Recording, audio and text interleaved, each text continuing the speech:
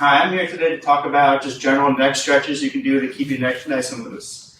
These stretches are just geared towards keeping mobility and health in your neck so you don't develop future problems down the road.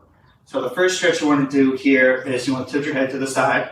With the same arm, you want to put your hand over here and pull down to the side until you feel a stretch over on this side of your upper trap. To get more of a stretch, you can put your hand down on the table or a chair and you pull down with your arm, and that'll increase the stretch in your upper trap.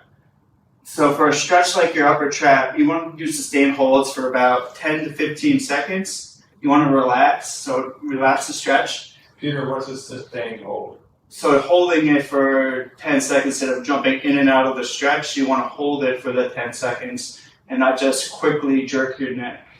A neck is a part of a body group that can often get really flared up with quick jerky motions, so everything needs to be slow and controlled, or your neck can go into a spasm. So this is in the sustained hold, about 10 seconds, now you're going to relax. Common mistake with an upper trap stretch is being in bad posture when you're doing the stretch. So after each one, you relax, squeeze your shoulder blades back, get yourself in good alignment, and you do the stretch again. One thing we would also talk about too is try to pull your ribs down. It may not make sense, but when you try to pull your ribs down, so automatically put your shoulders back. All right, so that is good. We have fascia in the front of our neck that gets very tight, and it causes your chin to come forward and your neck to be in bad alignment. So with your own hands, you find your clavicle or your collarbone on the same side.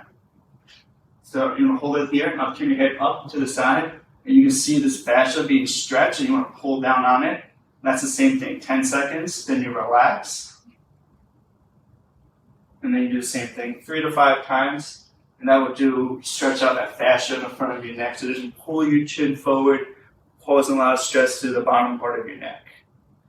So you also, everything we're doing, we'll do on both sides.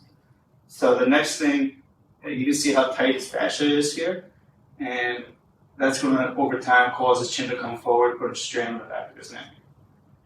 So let's stretch. The next thing you want to do is put your hand behind your back. Now you're going to look towards your opposite armpit. Put your hand over the top of your head here. Turn your head slightly this way, and then you're going to pull down here. And that's going to stretch out this muscle right here. So he's pulling on his head. Is he pulling back with his opposite shoulder? It's just pulling him into a stretched position here, and shoulder in a good alignment. So if you turn this a little bit too much, good. And then everything's 10 seconds, and you relax. And then go back into the stretch.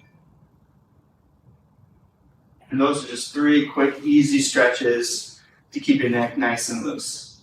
I think from my perspective, would you do these daily if you have neck problems? Daily. Even if you don't have neck problems or have a history of neck problems, it's not currently bothering you, these are good stretches that help prevent future problems. I think the moment you need to contact a physician or stop doing these stretches is if you develop any numbness or tingling, any pain radiating down to your fingertips or down your arm, or develop any acute issues, say with balance and or dexterity.